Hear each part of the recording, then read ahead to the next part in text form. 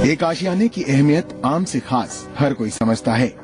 हालांकि पिछले कुछ समय से अर्थव्यवस्था में आई गिरावट के कारण रियल एस्टेट की ग्रोथ कुछ धीमी पड़ गई है।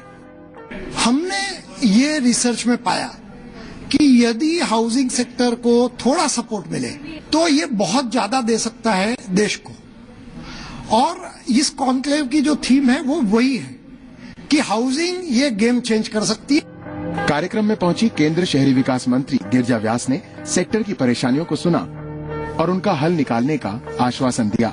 मैं यहाँ पर आपको एश्योर करना चाहती हूँ कि बिल ला करके हम आपके ऊपर कोई इंस्पेक्टर राज नहीं लगा रहे। दैट बिल इज कमिंग और आप लोग जो सुटेबली उसमें चाहेंगे will talk to you first और उसके बाद में हम लोग आपसे डायलॉग करके उसके ऊपर बातचीत करेंगे। 2 दिन के इस कार्यक्रम में हाउसिंग सेक्टर की संभावनाओं को ज्यादा से ज्यादा बढ़ाने की कोशिश की जाएगी।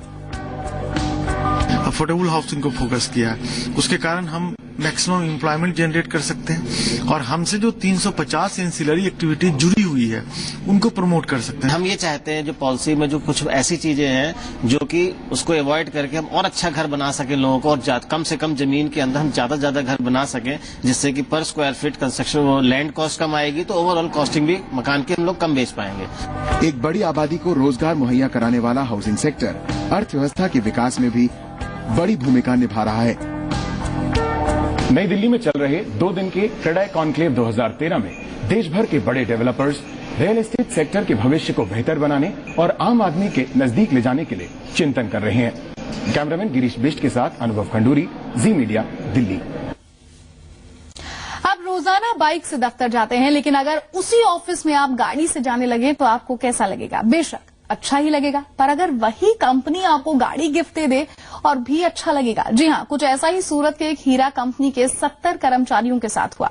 आइए आपको बताते हैं कि कैसे इस कंपनी ने 70 कर्मचारियों को दी खुशियों की सौगात। रमेश भाई रोजाना की तरह बाइक से दफ्तर पहुंचे। हर रोज की तरह काम करना भी शुरू करने वाले ही थे कि उन्हें एक सरप्राइज गिफ्ट मिला। ऐसा गिफ्ट जिसने उन्हें खुशियों की सौगात दे दी। दरअसल उनकी कंपनी के मालिक ने उन्हें इंसेंटिव के तौर पर दी एक कार। कार गिफ्ट में दी है, 70 लोगों को दी है और मुझे भी आई है और मुझे उसकी बहुत खुशी है। और मैं यहाँ 2 व्हील पे काम आ रहा था काम में और अभी मैं 4 व्हील लेकर आ रहा हूँ। मुझे बहुत खुशी है, उस बात की बहुत खुशी है और कंपनी आगे प्रगति करे उसके लिए बहुत खुशी है। रमेश भाई अकेले नहीं हैं जिन्हें कार की सौगात मिली।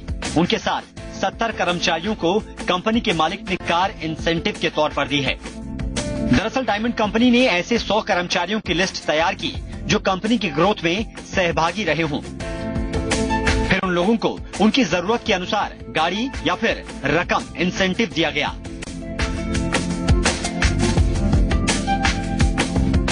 अपनी बहुत खुशी हो रही है कि ये गोल हमने अचीव किया है। कंपनी ने अच्छी सी 4 व्हील गाड़ी दी है हमने और बहुत सालों से काम कर रहे हैं, लेकिन पिछले साल में जो कंपनी ने गोल दिया था जो हमने अचीव किया और अच्छी सी ये 4 व्हील गाड़ी हमें मिली है। सूरत की DTC site holder company Shri Hari Krishna diamond exports के चेयरमैन ढोलकिया ने 70 कारें उन लोगों को दी जिनकी मेहनत से उनकी कंपनी ने दिन दुनी रात चौगनी तरक्की की। हालांकि कंपनी के चेयरमैन सब्जी भाई ढोलकिया की शर्त थी कि जिन लोगों की होम लोन की किश्त बकाया थी या जिनकी पत्नी के पास गहने नहीं थे उन्हें कार के बजाय कैश दिया जाएगा। सब्जी का कहना है कि वो इसके जरिए कलाकार के अंदर की छिपी हुई कला को बाहर लाना चाहते हैं।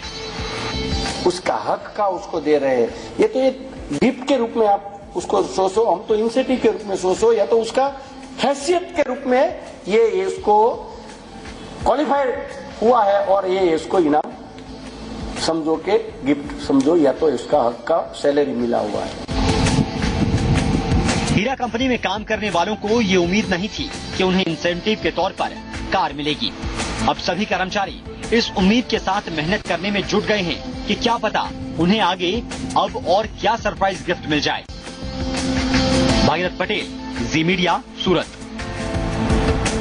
तो न्यूज टुनाइट में अभी के लिए इतना ही। दीजिए हमारी पूरी टीम को इजाजत और आप देखते रहिए जी बिजनेस, आपका फायदा।